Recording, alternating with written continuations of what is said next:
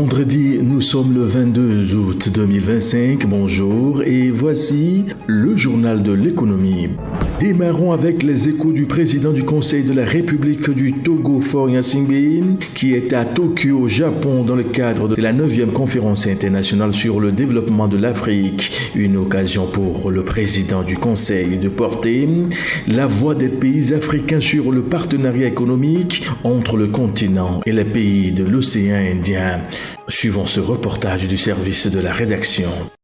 Le Japon à la rencontre de l'Afrique l'instant d'un sommet dans un format solennel et diplomatique, mais au contour plus que stratégique.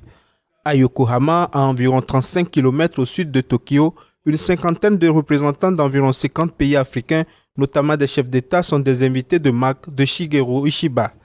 Le premier ministre japonais qui a planté ce mercredi le décor de ce qu'il qualifie d'une rencontre de haut niveau dédié au renforcement des liens plus que vitaux pour l'Empire nippon avec la partie la plus dynamique du globe, l'Afrique. Yokohama est situé à proximité de la capitale Tokyo, et tandis que Tokyo attire de plus en plus de monde, la population des zones rurales diminue rapidement. C'est un problème majeur auquel le Japon est confronté. Le déclin rapide des terres agricoles est également un problème majeur pour le Japon. Le Japon doit relever de nombreux défis, et pour les résoudre, nous aimerions emprunter la sagesse de l'Afrique. Repenser l'avenir et mettre à contribution toutes les parties pour des partenariats gagnants et surtout impactants. À cette 9e édition de la conférence internationale de Tokyo sur le développement de l'Afrique, les questions de paix et de sécurité sont à l'ordre du jour. Mais avant, priorité au développement humain avec la clé des thématiques innovantes. Nous venons de partager un rapport présentant des opinions de financement innovantes pour renforcer les capacités en matière d'IA dans les pays en développement. L'IA doit être synonyme d'Afrique incluse. Nous devons exploiter l'innovation numérique, y compris l'intelligence artificielle, au service du développement. Mais les populations africaines souffrent encore d'une fraction numérique importante. Le leadership technologique du Japon peut contribuer à réduire cette fracture. La transformation économique et numérique des secteurs à fort enjeu et qui nécessite d'importants investissements face aux défis du futur. Et d'après la diplomatie japonaise, au thème des 3 jours de cette TICAD 9, Tokyo va s'engager à former 30 000 experts en intelligence artificielle au cours des 3 prochaines années pour promouvoir la numérisation dans l'industrie africaine. Une industrie qui peine à se consolider et à s'imposer dans le monde.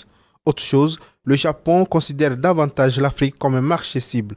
Tokyo veut y créer d'opportunités dans les domaines de la transformation alimentaire pour l'exportation, le solaire et la technologie. Lancée en 1993, la précédente édition de la TICAD s'est tenue en 2022 en Tunisie.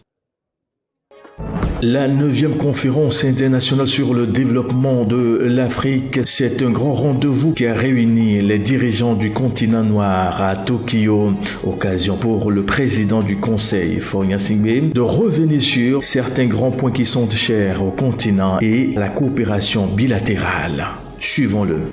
Pour ma part, je crois que c'est dans la coopération entre l'Afrique, le Japon et l'océan Indien que se trouve une partie de la réponse. C'est pourquoi je voudrais partager avec vous quelques réflexions, à la fois concrètes et stratégiques, sur la manière dont nous pouvons, ensemble, transformer cette région en moteur de croissance, de souveraineté et de durabilité.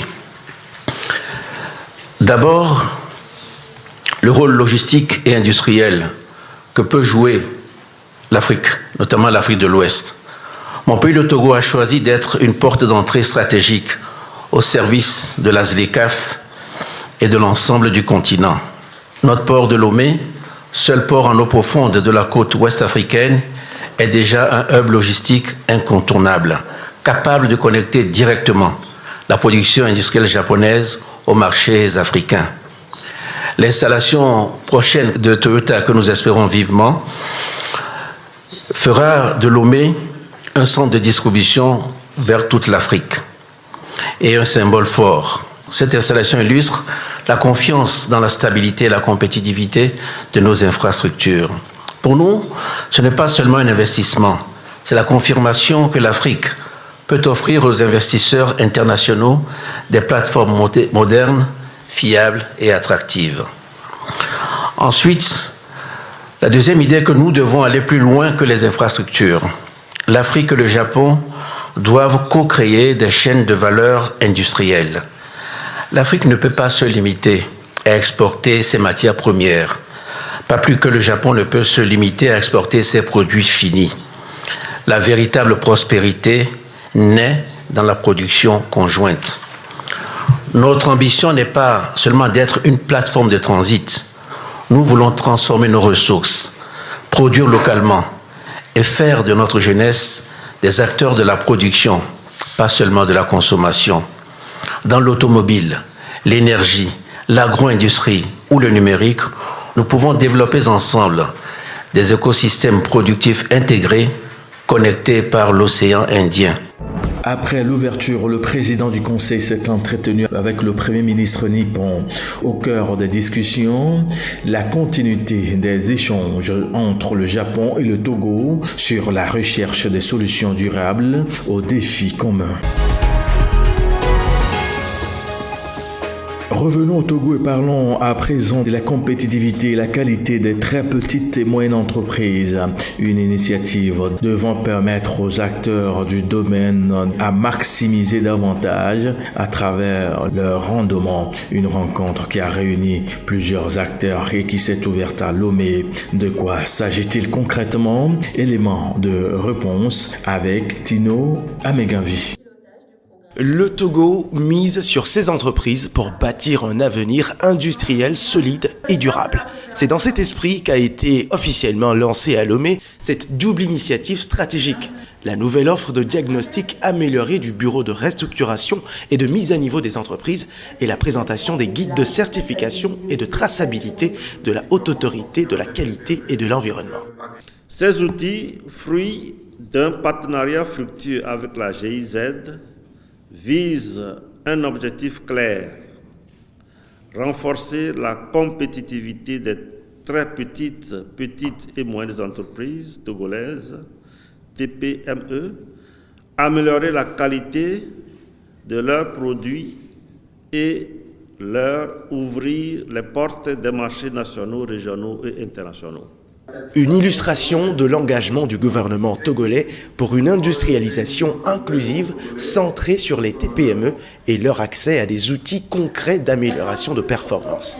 Chaque TPME concerné donc va utiliser son guide pour implémenter la démarche qualité nécessaire pour aller à la certification. Les guides, des outils pédagogiques accessibles pensés pour lever les blocages des TPME, notamment dans le secteur agroalimentaire, en leur permettant de mieux répondre aux exigences du marché local et international.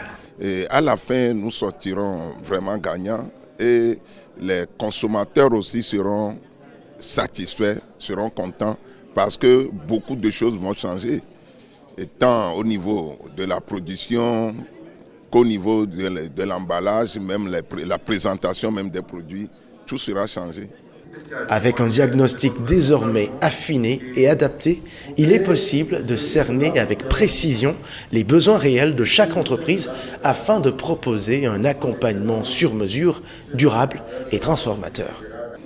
Il nous faut constituer une liste d'entreprises éligibles au diagnostic et à travers justement cet accompagnement-là à la mise à niveau, constituer une cohorte compétitive pour renforcer le tissu économique du pays à long terme. En toile de fond de cette initiative, un enjeu clair: favoriser l'intégration des entreprises togolaises dans les chaînes de valeur régionales et internationales à travers la compétitivité, la qualité et la conformité.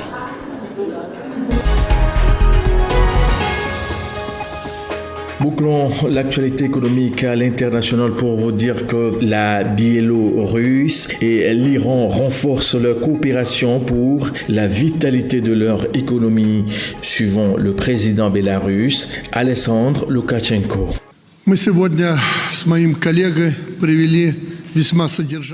Aujourd'hui, nous avons eu des pourparlers bien substantiels avec mon collègue. Nous avons, à mon avis, réalisé d'importants progrès dans nos relations. Ces progrès seront fructueux si nous préparons et signons un accord de coopération stratégique dans un avenir le plus proche possible. comme nous l'avons convenu avec le président Massoud. La Bélarus considère comme terrorisme économique les mesures restrictives illégales imposées contre Minsk et Téhéran par l'Occident. Nos républiques résistent avec succès à cette guerre de sanctions agressives et hypocrites.